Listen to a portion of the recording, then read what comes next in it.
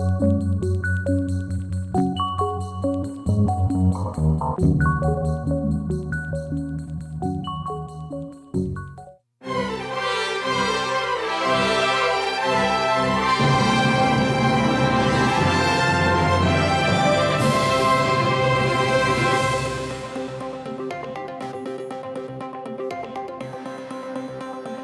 位观众朋友，大家好，欢迎收看4月28公视台语台的暗新闻，我是陈雅纯。首先来关心今仔日有啥物新闻重点？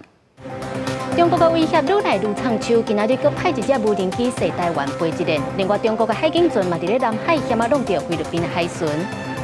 国务院宣布要登记民众党内的总统初选，而听佮讲要组联合政府，外界咧要讲是民众党要找国民党合作。美国陆军有2架阿帕奇直升机烧弄，造成3个人死亡，1个人受伤。咱台湾冇买到这款直升机，所以安全引起关注。新闻头起先，咱来看中国对咱的军事威胁是愈来愈长手。今仔日有一只中国的无人机，甚至驶台湾飞一连。有专家就警示讲，中国可能会搁继续派无人机来试探咱12海里的底线。另外，中国嘛伫咧南海起无空，中国的海警船佮险弄到菲律宾的海巡。台海无平静，国防部里被侦察到共机38只，中共军舰6只，继续伫台海周边活动。尤其中共上大型的 TB-00无人机搁再出现，这是中共无人机头一摆专程伫咱防空识别区内底驶台湾飞行。外界研判无人机飞行大约2000公里，除了电视长途飞行的能力以外，也对咱东部实施侦查。专家指出，共军素来恐惊搁再派无人机试探咱方底线，想要来挖掘咱12海里的所在。第一步走将来由单线的绕台，将来会变成双线，一个逆时针，另外一个顺时针走。第二步走，它会接近于台湾的领空，它以无人机做试探，它不做有人机，它由无人机来说到台湾的12海里的领空线，它来做试探。TB-00的无人机上载载挂24粒的火箭飞弹，攻击海上巡舰、陆上坦克战车。张燕婷讲，国产的无人机天分好，爱赶紧量产，才有法度反制共军的威胁。另外，美国海军第7舰队证实，一只 PBA 海神反舰机同一天经过台海，和中共东部战区情报报案讲，美国军机一直挑战共军暂停军中。美军一架 P8A 反潜机28号由北向南航行通过台湾海峡。过程，国军全程掌握周边的海空域相关动态，状况均正常。中科院继续研发国产飞弹传来好消息，真定型天宫3型飞弹射管达到70公里，经过9年研发，去年8月通过建设的测评，有效的量产6日兵力整建的规划。而中共唔制造台海对立的气氛，也升关南海紧张的局势，最近向甲菲律宾的船只烧弄。falls within the Philippine Exclusive Economic Zone. Request to stay clear from our passage in accordance with the collision regulation. This is a solemn statement. According to the Chinese laws and the international laws, China has indisputable sovereignty over islands in the South China Sea and their adjacent waters. 菲律宾海华斯通队小型巡逻船23伫南海监控中共海上民兵舰队，中共大型的海警船却是撤离航道挖军，菲律宾船只赶紧越头驶向，才避免烧弄灾难发生。记者综合报道。咱台湾的啦啦队前一阵去美国比赛，摕到国际杯金牌，不过颁奖典礼煞去放着中国的国歌。经过咱主动，才率紧换做咱的国旗歌，成做一摆难忘的经验。咱当摆来了解这阵啦啦队员因辛苦训练的过程。甲人迄起空中并练，竞技啦啦队国家队27早起才回国，部分国手都到新北市泰山区的场地练习。日落会的李勇正就是细汉囡仔的体操老师，入选国手了后有4个月，每礼拜6个礼拜真操的训练。毕竟每个人的工作时间都还是会有差，而且有些人可能要从都会在不同地方，北部、中部、南部都有。进啦啦队后的一个梦想，想要跟我的教练们一起站上这个舞台。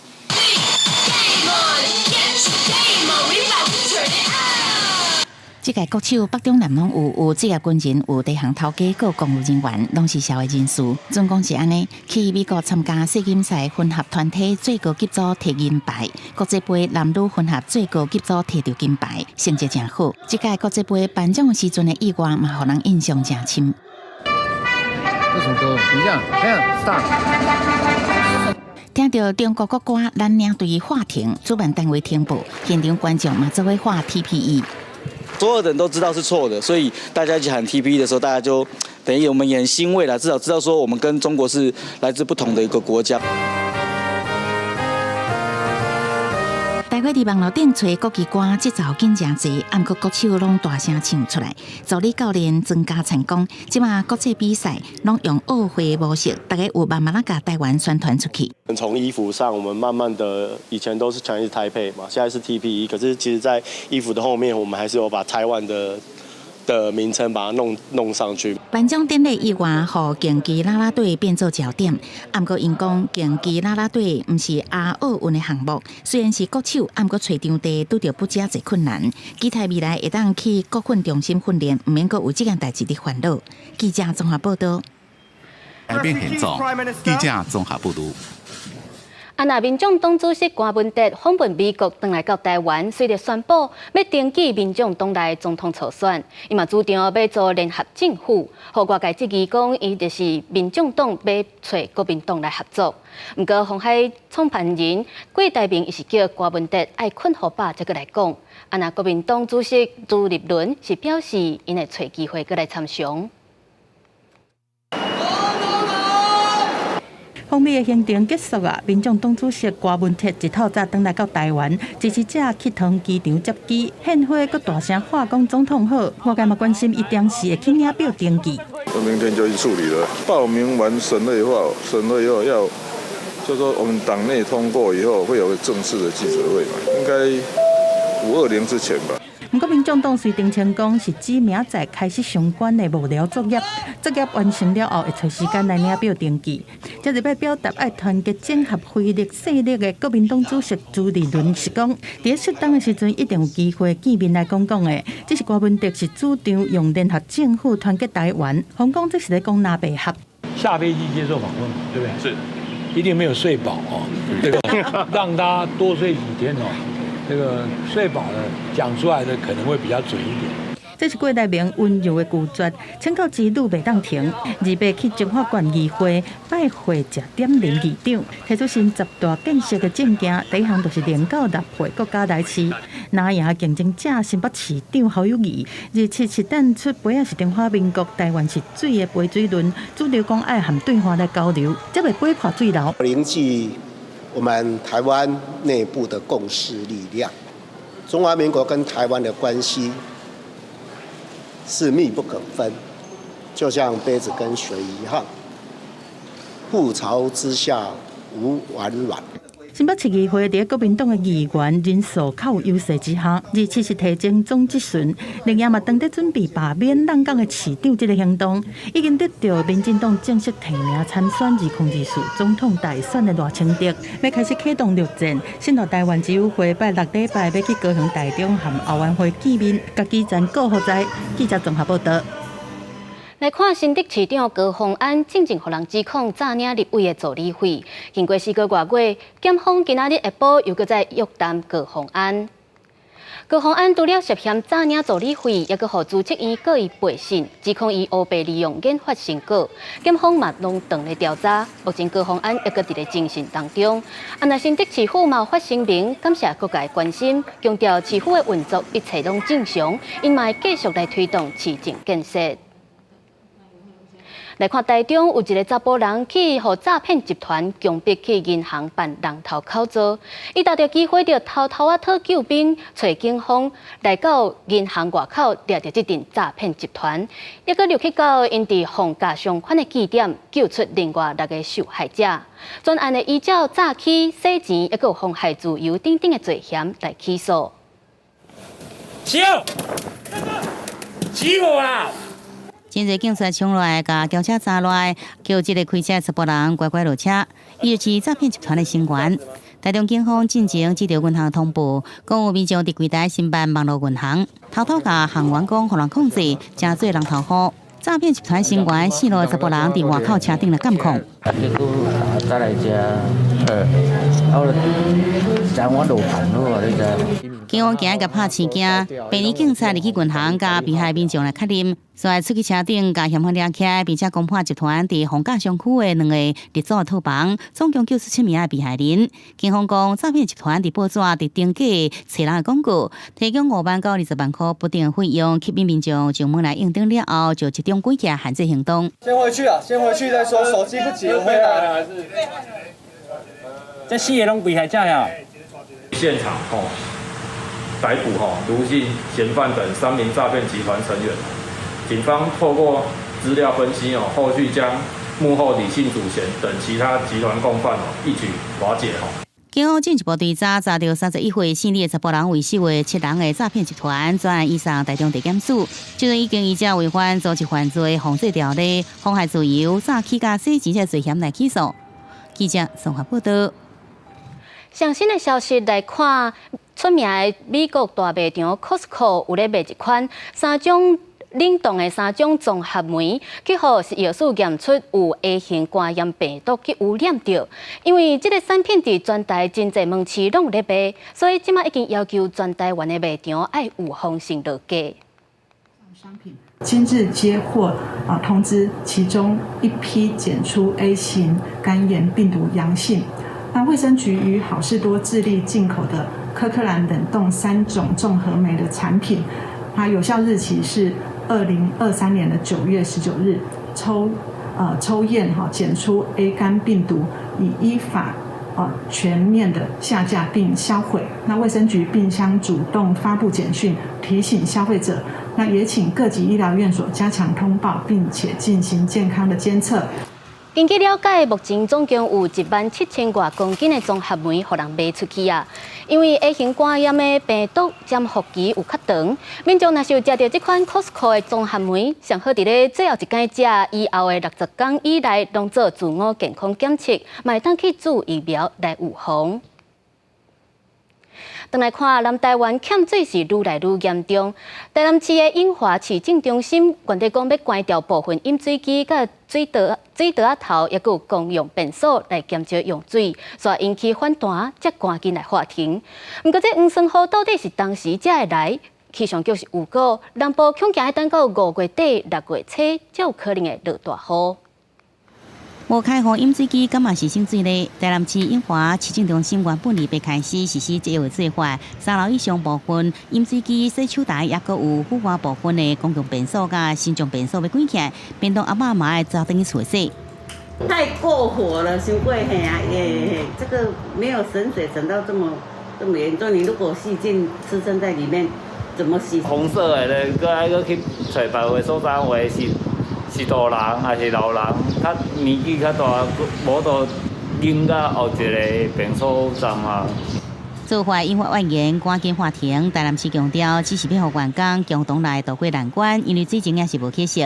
闸门水库抽水量敢若剩6.41%，南泡水库也不到2成4。高市府强调会拍拼伫5月底进前，互水情灯号卖转做红灯。盐国水公司顶礼拜复查用水大雨，也受厂商借用水不合格。到20为止，已经甲393户封起来。而高雄地区的嘉仙这边头也明显看出水量无水，平均流量比8年大考完时期较低。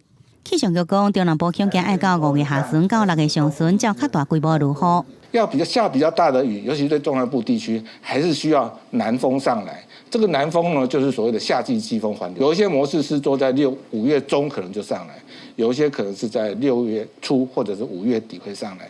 水利署南区水资源局发现，高屏溪水面头最近流量是历年来降期第2季，敢若比8年大考完时阵较悬一点嘛。那水质无正常，恐惊造成高雄地区供水会真严。所以讲也设置水质监测系统，24小时来监测。那真正无正常，也应提前来有经通报，并且紧急来应变。记者综合报道。伫新德县有一搭建案边的车路，昨是破一个足大的坑，已经是这附近破第5摆啊。初步判断是因为建商挖地下室抽地下水所造成的，而且这个建案原底是干那要起13楼悬尔，打算起到变做有32层楼悬，就民代咧质疑县府和建商有交结。库拉顶悬已经互人砍一块篷布，新德县德北市这个建案工地边仔的路自施工以来，附近已经发生过5摆崩塌，带附近的民众感觉真受气。很怕走到一半突然掉下去。当初我们居民的担心就是现在发生。昨天公务处长说，对啊，地下涌泉水被抽走了，所以瘫了。那我们当初已经提醒你不能这样抽啦。有哪一个县政府，有哪一个公家机关可以让一个地方的附近的这一个建案的一个区段，可以在这边摊线5、6次？虽然目前工地已经停工，不过当地自救会成员表示，原本甘拿起13楼的建案，经过建设公司提案，竟然直接变更做32层楼高的大楼。新德关议会民进党团也针对这点提出质疑。都市计划委员会强行通过风采520这个土地使用分区的变更哦，让原本仅是13层楼的商场建筑长高到35层楼的综合住商建筑物哦。建筑法里面的一个容积的概念。它原来的高度可能是比较矮，但是它的体积量体是比较大。那它现在可能在变更的过程中，它把一部分的容积的量从低楼层往上去做一个调整。建商下晡发出声明，讲建案的工地拢无崩塌，认为这届意外参建案无直接的关系。不过新德关干务处初步判断，是因为建商挖地下室抽地下水造成的。也那新德关政府嘛，将这个事件立案立管，讲会配合新德检方的调查。等鉴定报告出来，厘清原因，解决问题，还有附近民众一个安全的环境。记者刘君和新德报道。美国陆军有2架阿帕奇直升机伫咧27烧弄，造成3个人死亡，1个人受伤。今年美国的乌鹰和阿帕奇小连续咧发生事故，咱台湾嘛有买到这2款直升机，而且嘛拢捌出过意外，所以安全的问题又搁引起关注。美国陆军第11空降师2台 AH-64阿帕奇直升机传出2次训练飞行的时阵，意外伫阿拉斯加州西里附近烧弄失事。U.S. Army AH-64 Apache helicopters crashing near Healy earlier today. 美军发布声明证实，2台阿帕奇烧弄，机上4个人3死1伤，唯一无死的已经送医治疗。这是今年阿拉斯加州发生的第2件阿帕奇意外事故。2月嘛捌发生变气的意外，3月是2台乌鹰直升机伫肯塔基州烧弄，造成9个人死亡。咱国军原来有阿帕奇甲乌鹰直升机服役。2020年，空军乌鹰直升机伫乌来山区弄着山，地司参谋总长沈美明等8个将官殉职。2014年，阿帕奇落伫桃园龙潭民街厝顶，机上2个人顺利逃生。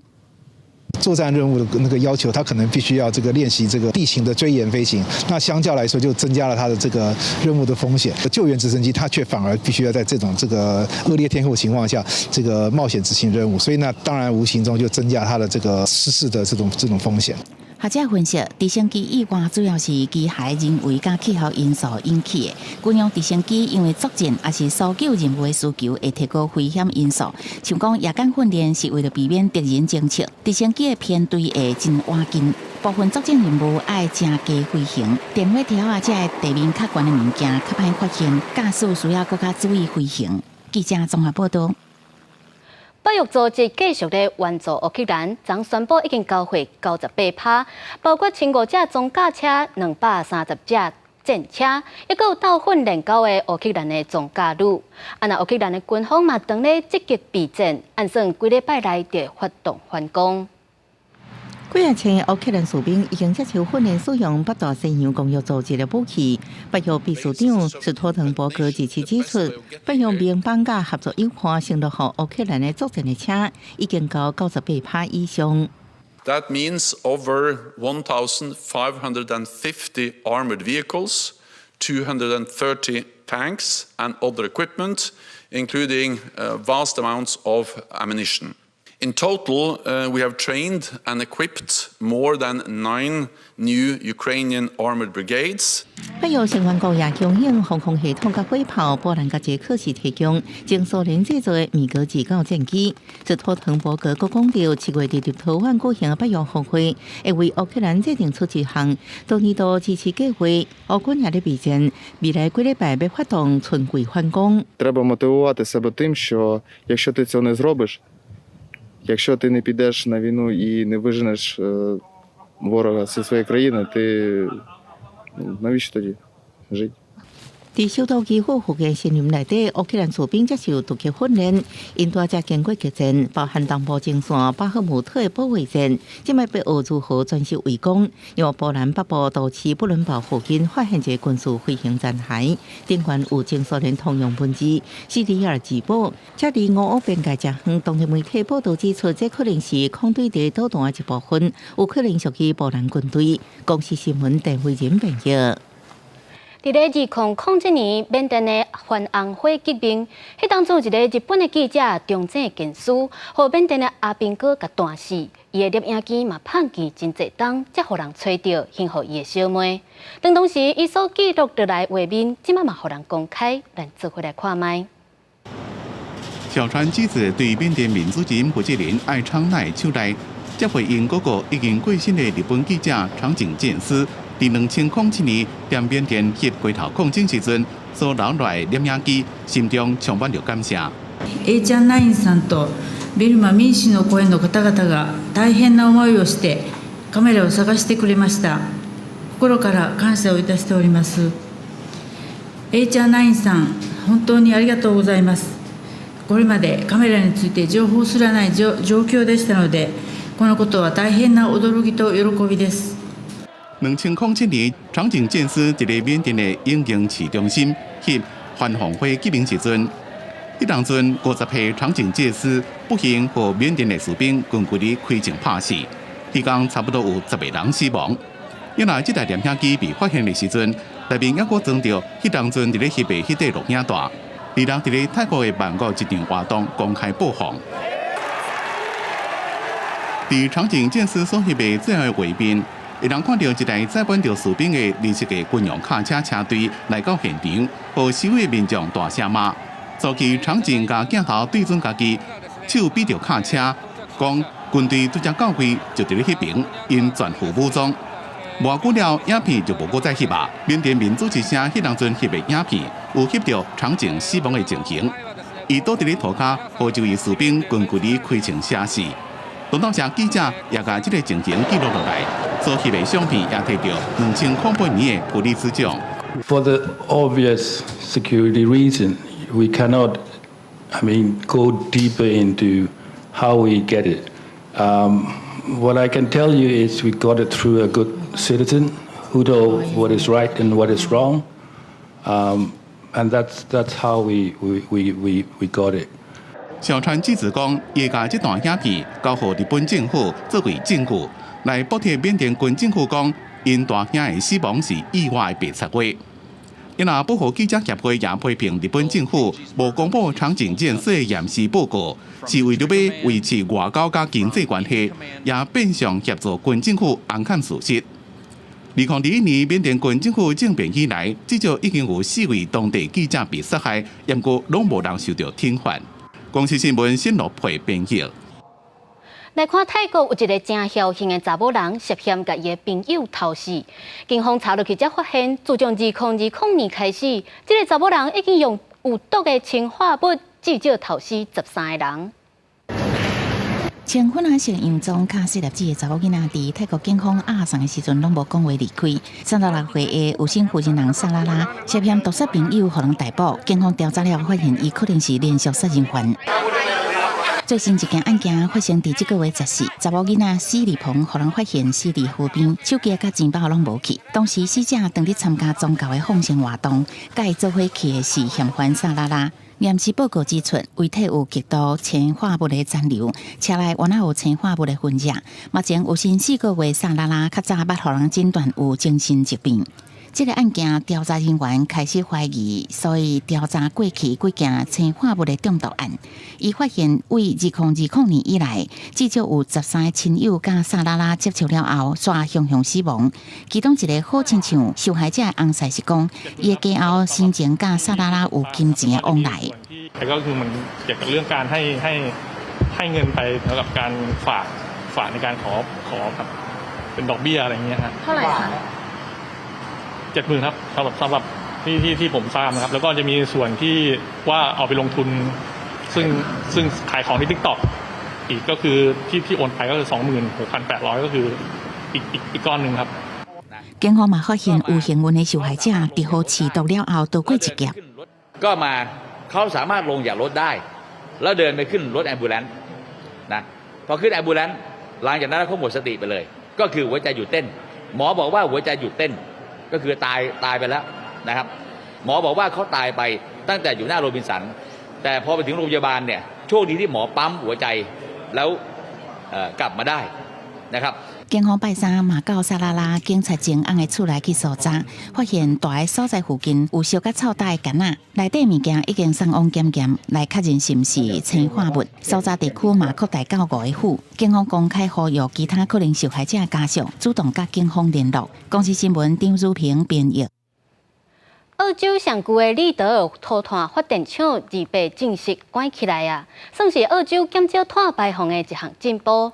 不过目前澳洲的绿电敢若占30%，也是靠土炭发电为主，恐惊是真歹伫咧2050年达成净零排放的目标。澳洲28个境内上旧的小土炭发电厂关起来，改变过去以小土炭发电为主的政策，正式转向绿能发电。离悉尼大约3点钟车程的利德尔发电厂，在1971年兴建，过去负责提供人口上多的新南威尔斯地区大约10%的电量，是澳洲有定这几年要关起来真最多的发电厂之一。其他像是上大的埃拉林发电厂，也要伫2005年关起来。In the short term, of course, there's still profits to be made exporting coal and gas, but I think we're going to see the European Union tightening up on imports of fossil fuels. Bringing on board other forms of industry, solar, wind, but also looking at waste to energy and also looking at hydrogen as well. 专家讲，真侪像利德尔这款的小土炭发电厂，唔但高度的污染，维修费用也真贵，也互澳洲无度来达成气候目标。化石燃料厂商也比较瓦向甲旧的电厂关起来。澳洲是全球上大的土炭甲液态天然气出口国之一，也是全球人均碳排放量上悬的国家之一。近期政府摆设外界压力，继续来使用小土炭发电。一直到去年中间偏左阵营上台执政，才答应2030年进前要达成全国82%绿能的发电。At least 2/3 of the energy gets lost as waste heat. New coal can't compete with new wind and solar. The Dells closure is a real step on the journey that has to take place. 其中澳洲只有30%的绿电，因为土地真宽，日头真大，照射时间有够，乃是世界各电力所上问题，就有太阳能甲风力发电的本钱。不过依照这阵进度来看，澳洲要达到2050年净零排放目标，依然有未少难度。公司新闻杨干编译。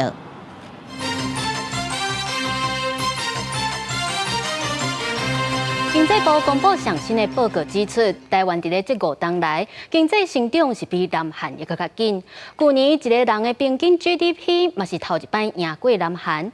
有学者就分析，这是因为台湾的半导体这寡制造业正在大发展，对比南韩以服务业为主，才会出现这款情形。台湾甲南韩经济发展模式甲产业结构正同，长期拢伫竞争。按过经济部最新资料，最近5年的经济成长率，台湾平均每年是3.6%，赢南韩的2.2%。每人平均所得嘛，伫2022年头一届超过南韩。台湾的前景好亲像袂歹。很强的这个竞争关系，那对台湾来讲，我们就是要不断的技术的突破。跟做全球的布局，今年我们跟南韩这个比较好的原因，还有另外一个是汇率，我们还是要持续努力的这个提升台湾的这个技术的经济的价值。为产业结构来看，同款是出口较侪国家，台湾的制造业附加价值占 GDP 的比例，为2013年至2022年增加5.1%，南韩是减少2.2%，趋势倒并。投资结果，台湾的制造业固定投资超过4成，比南韩的3成外较侪。南韩是以服务业占较大面。学者点出，关键甲半导体以及台韩对中国的贸易顺逆差拢有关系。半导体产业绝对是扮演了一个非常重要的一个角色。台湾对中国大陆是少有的出超国，然后南韩的话反而对于中国大陆还是呈现一个逆超的状况。过去的几年其实也因为中韩贸易之间的衰退，所以说这个部分其实让南韩的经济表现其实也不如预期。学者分析，未来的发展趋势要看南韩对半导体的投资情形，也甲记忆体晶片市场是毋是会当持续回升，所以台湾是毋是会当持续发挥优势，带来更加侪成长，也个有待观察。记者综合报道。桃园机场的第三航厦一个2档才会完工，即摆就已经出现航空公司咧小抢位的情形啊！成武航空的董事长张国伟就批评讲，全世界敢若台湾的航空公司爱抢航厦。那交通部长王国材是表示，航厦的分配会以航线的方便为主，有可能3个国内航空拢会安排伫咧第三航厦。桃园机场第三航站大楼搁要2年才会完工，但是却出现3间国际航空想要进驻伫遮，分配问题引起讨论。华航工会一个航站大楼一个联名的诉求，成武航空董事长张国伟是无认同，佮讲全世界敢若台湾的航空公司在抢航站的大楼，对这华航工会讲要提告。以国人的这个利益来看，或者是在我们公运界，我们一定要以争取我们劳工最大的权益这种角度出发的。那他却说我们华航工会要霸占那个机场资源，这个我们不能接受。所以说呢，必要时我们会提出妨碍名誉的告诉。转机量最大，也就是说未来我们国内的3家航空公司，它有飞北美的，有飞东南亚跟这个东北亚的他们可以在第三航厦，让我在第三航厦的转机是最方便。我们事实上已经跟他表明这件事情了我觉得他好像又把以前的事又想起来所以我想我在提醒他，没有很生气，因为他常很爱讲话，所以我也不太在意。交通部长王国材是强调讲，第三航厦按算115年整体的完工，明年开始会当停飞轮机，分数航厦规个拢塌掉的情形。等到第三航厦起好，桃园机场当年的客运量会当提升到8200万的人次，像北北美、东南亚和东北亚3大航线拢会当伫遮转机。机场嘛得想办法减少有转机需求的航线停伫遮，互旅客工作人员较免刷来刷去。总体来讲，每个这个算是航站都会考量它的所需要的方式来做规划并没有统一的方式。专家认为讲航站的大楼安怎分，国际的做法拢无同，只是讲第三航厦到3月底，实际进度差不多是46.5%。敢会当如期完工，正做东亚大型的重要机场，搁爱观察。记者综合报道。骑奥多麦倒弯爱分2段的证据是一直拢完袂煞。交通部长王国材表示，考虑到侪伙人唔敢直接倒弯，而且大家嘛已经惯习分2段，所以袂取消这项规定。不过，伊嘛有建议讲，车流量较大的地区会当开放一个车道，互奥多麦会当直接倒弯。伫台湾实行真久的奥多麦2段倒弯，即马敢要改条啊？交通部建议一寡路段取消奥多麦2段倒弯，民众看法无同。我觉得那个危险性会拉高，2段式左转会比较安全。车辆拥挤的地方，一定是2段是会比较安全。那你当然入小条的，那就有商榷的地方。根据交通部的统计，今年1月到2月，交通事故大约是66000件，有526个人死亡，89000人受伤。其中死亡人数增加上侪是台南、云林、宜兰、嘉义县和南投，其他事故死亡的都占了6%。文件所是提出3大改善方式，头先要做的就是行车管制号志的路口应该避免转向，再来是闪光还是无号志的路口应该尽量莫乱过，再缩短间道号志的周期，降低车速。对机车2段倒弯，交通部长王国材讲袂取消，但建议一寡所在开放第3车道。没有说要把2段式左转废除，然后刚才又谈了，纵然直接左转我还是要留下这个待转区啦因为有一些这个老人家或是有一些这个比较不习惯开到内侧车道的机车主，那还是可以用2段式左转，把牌子撤掉。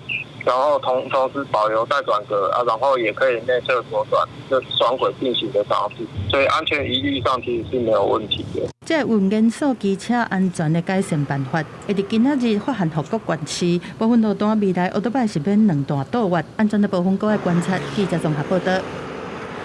前一阵湘北连锁发生3件抢案，叫少年仔去甲饭店开抢。新北的警方已经锁定顶日帮的防人会干部，批名号做海昂的查甫人是主嫌，即嘛已经伫咧马来西亚给抓到啊。对在湘北庆案，新北市警方昨日抓到敌人帮的25个人到案来调查。案内已经逃走出境的主嫌，嘛伫咧马来西亚互人抓到，下暗特别甲押转来台湾。所落来会告互新北市的警方继续来调查。镜头来看宜兰南方澳大桥中建了后，有限制通行的车辆袂当超过42吨半。不过其实嘛有真侪车拢是违规照常驶过去，而且嘛有人指出讲，旧的桥会断去，就是因为有货车载了伤重所造成的，所以呼吁县府应该严格来抓超重。载重机械的大台拖车故障停去了后，倒退路，规台车瘫痪伫个南方澳大桥顶悬，地势甲虹桥超过7点钟。不过，这款大桥伊的限重是42吨半，这台拖车真明显是已经超重。这款重坏坏的大车过桥，若是无加限重，安尼影响到桥梁的安全。既然我们设的这个限重啊，我想就一定要确实的落实了，所以不希望这个又发生了。因为没有遵守这样的相关的一些规定，就造成这个南方澳大水的整体的结构受到损坏。地方讲，南方澳大桥伫2019年断去，虽然讲这主因是较无去养护，不过嘛有人咧讲，代志发生之前有真侪载肉粽角的动车上桥，这嘛有可能是原因。所店长李明特地呼吁讲，大家都爱来遵守限重的规定。台湾港务公司嘛要负起维管的责任，防止动车上桥，才袂发生悲剧。我们在那个南体那边有一个钢哨嘛那钢哨的警察也可以看得到这个就是车辆的一个进出大桥的一个情形，这部分我们也会再加强宣导。拖车超重过桥，照道路安全处罚条例，会当罚3000以上万币以下的罚金。港务公司嘛要对拖板车相关的监造还有营造商来甲开罚。港务公司讲，豆腐架迄头有港警骑哨来监控车辆过桥，会来加强大桥还有附近港区的巡检甲宣导，互限重的标志搁较醒目，避免超重过桥的情形不三时咧发生。记者综合报道。对着上北的卡布糖市，即马嘛宣布，为7月初1开始，市内饮料店、咖啡店拢袂当佮提供免洗的塑胶杯啊。若是违规上当，会当罚到6000块，有够一当会当减用7000多万的塑胶杯啊。用手机扫 QR code 照存款杯，自7月初1开始，糖市境内989间饮料店、连锁咖啡店业者。拢袂当提供塑胶一次性的饮料杯啊，给消费者。若无会依照罚钱罚1000到6000，若无伫咧限期内改善，会算工连续罚。今年7月1号开始那辖内的饮料店业者都不可以提供一次的塑胶的饮料杯哦。那我们评估下来大概这个减塑的一个曾经1年大概会有7260万杯的一个杯数哦。环保局讲，纪录片甲辖区内饮料业者沟通、电话访问，抑个现场调查，新规定实施进程会继续宣导政策。除了希望业者配合改进纸杯啊，或者是提供存款杯租借服务，民众伫咧买的时阵会让家己存杯啊，或者是加使用存款杯的服务。使用循环杯的时间多久了？去年底开始。我觉得这个政策很好，但是印象中循环杯的归还好像有一定的期限。初期的话，当然民众会觉得比较麻烦，因为它需要有一个借杯跟一个还杯的动作。对，那这段时间其实我们也是不断的在宣导。为了要做好源头减量，地方政府配合中央一次性饮料杯啊限制使用的对象，加实施方式减塑政策，怎么拢开始限制使用一次性的塑胶杯啊？台北市伫去年11月初2开始实施，新北市按算今年5月初1开始，桃园是7月初1开始实施，所期会有愈来愈侪县市第一做。记者综合报道。经济民间团体表示，专业的家事管理员一礼拜若做30点钟，一个月薪水会当达到4万块，而且家事管理员的工作时间较自由，薪水真稳定，所以这几档有真侪人为服务业转行去做家事管理员。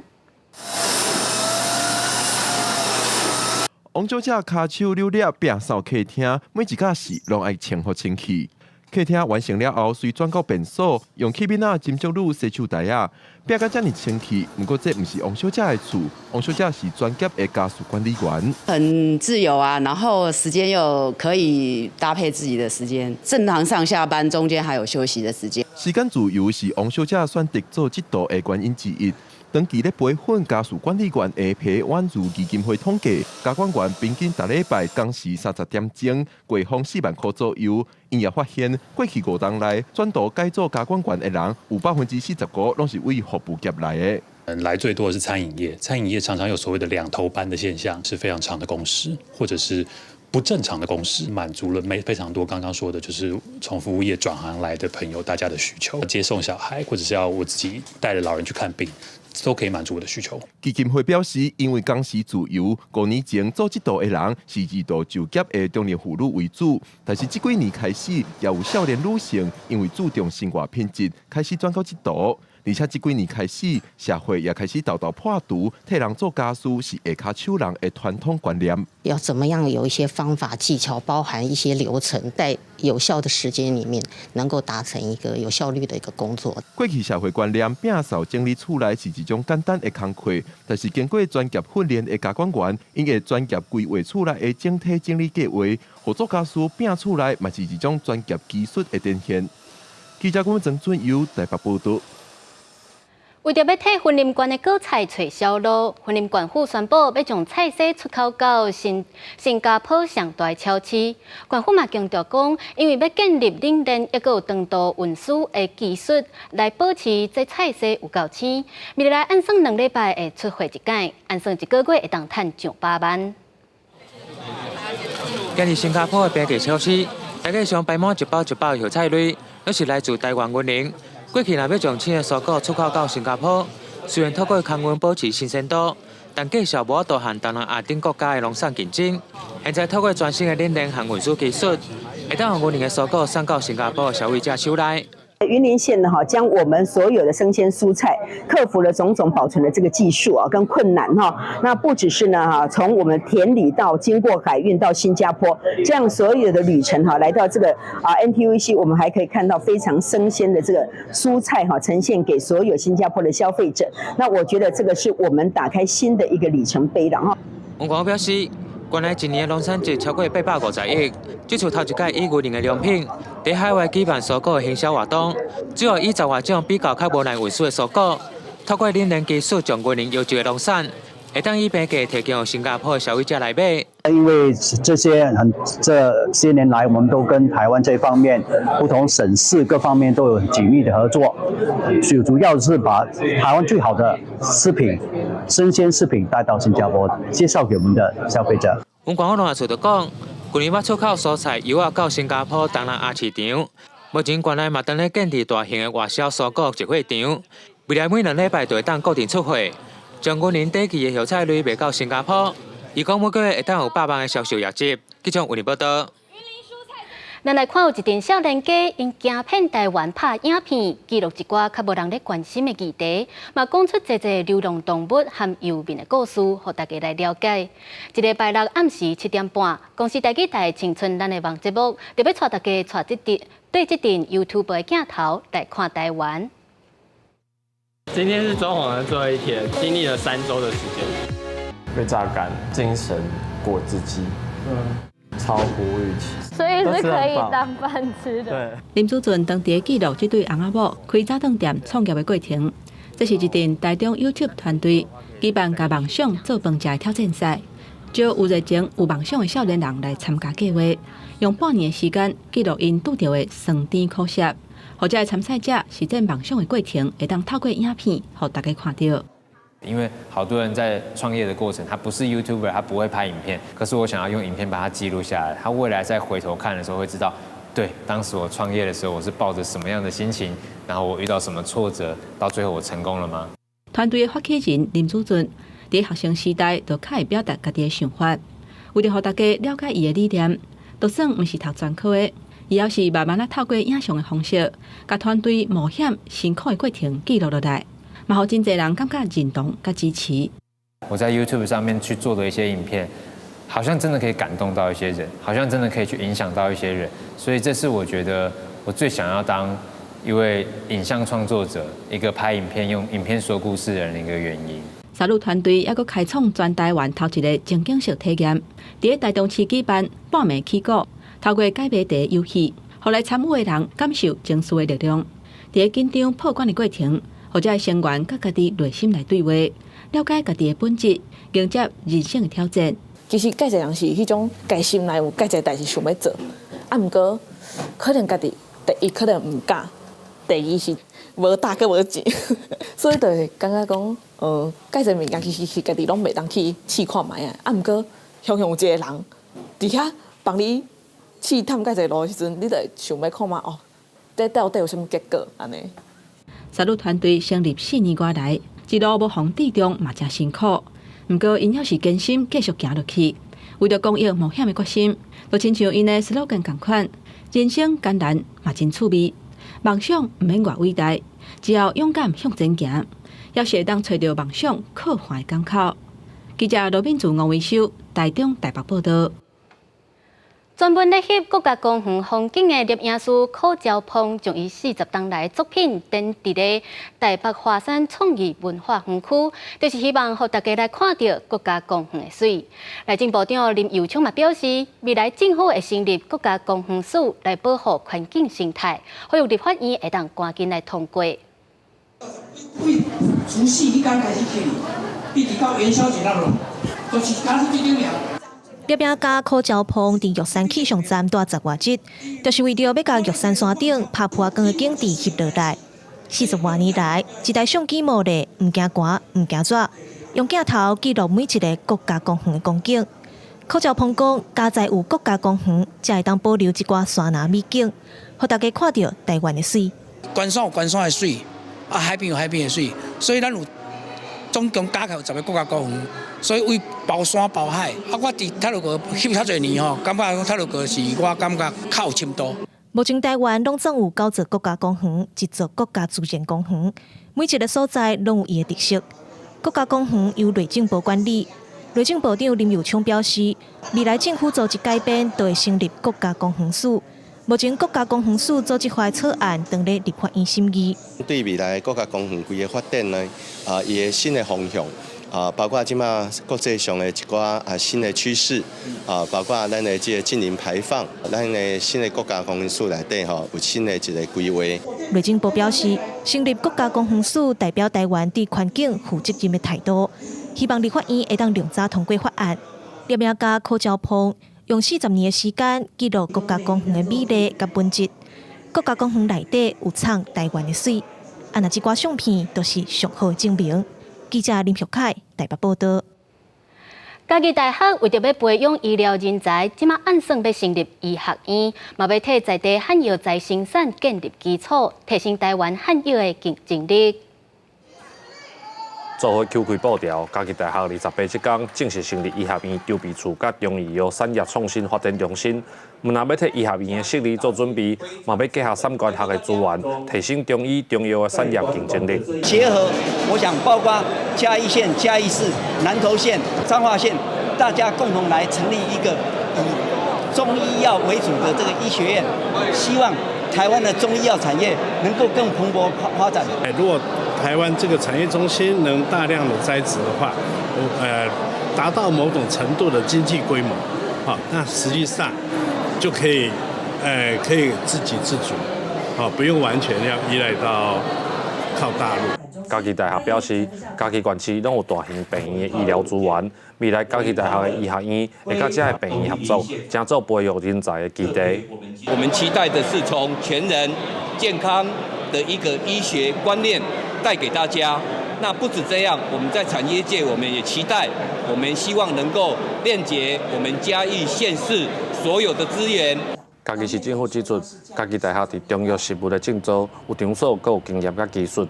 未来嘛配合嘉义大学，向中央争取设立国家中医药研究所，替中医药产业建立发展的平台。记者林慧婷，嘉义报道。来看美国有一个高中生申请到200间大学，目前已经收到125间大学的录取通知，而且各间学校愿意提供予伊的奖学金，拢总有到2亿7千万台票，已经打破世界纪录。I'm very diligent whenever I put my mind to do something, very persistent. I think that those are definitely qualities that have pushed me towards success. 坚持等袂赴要试新的物件，这可能就是美国的路易斯安那州纽奥良国际高中高三的学生巴恩斯，伊成功的人格特质。巴恩斯就要毕业啊，伊替家己申请200间大学，已经收到125间大学录取的通知。老师对巴恩斯做代志的态度，拢是真肯定。I believe that he does well with a challenging experience. And I think that's why he gravitated to this experience so much, because it's like, well, it's a challenge. Let me see, Ms. James, you think I can get it to 100, 150, or whatever? That doesn't matter to Dennis at all. It's just, the thing is, I'm going to take it on and finish strong. 到目前为止，国校已经提供伊超过900万美金，合台票大约2.7亿的奖学金，打破2019年另外一个高中生的金色世界纪录。更较惊人的是巴恩斯的 GPA， 学业成绩平均的基点拢保持伫特别是满分的4.98，比 GPA 大约是4.2左右的哈佛大学、斯坦福大学阁悬足济。巴恩斯讲，伊的目标是伫这个月底收到超过1000万美金，合台票大约3亿的奖学金，而且搁在等其他学校的录取通知，数量搁一直在增加。目前学校正在联络金色世界纪录大会，确认巴恩斯奖学金的金额，互伊的纪录会当正式有效。公司新闻新乐报的编译。日本有一位75岁老阿公，去年3月去到乌克兰东部做志工，对遐的人民伫咧地铁站困7个月。去年年底，伊去限定外一个志工，做伙开一间免钱的咖啡店，就是希望发心来帮助到乌克兰。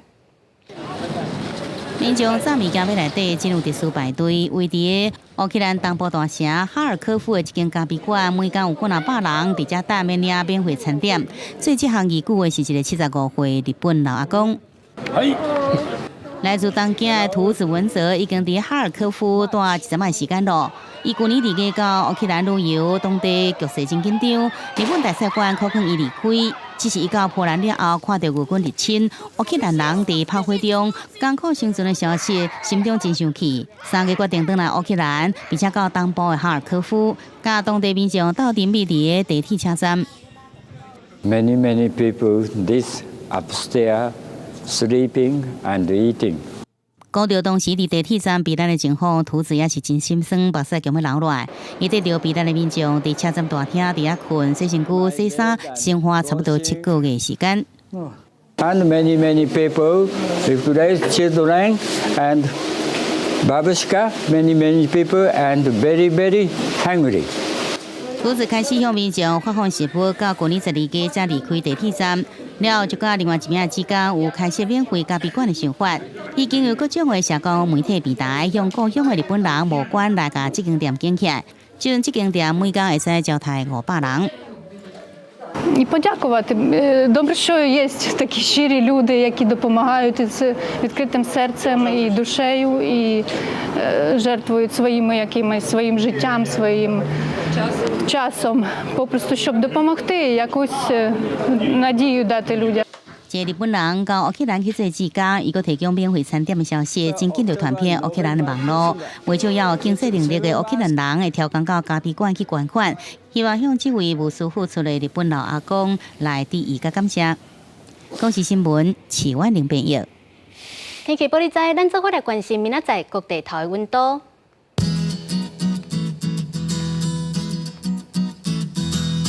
北部地区21度到31度，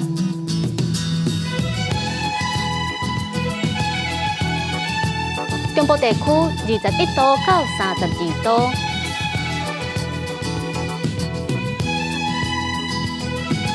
南部地区22度到33度，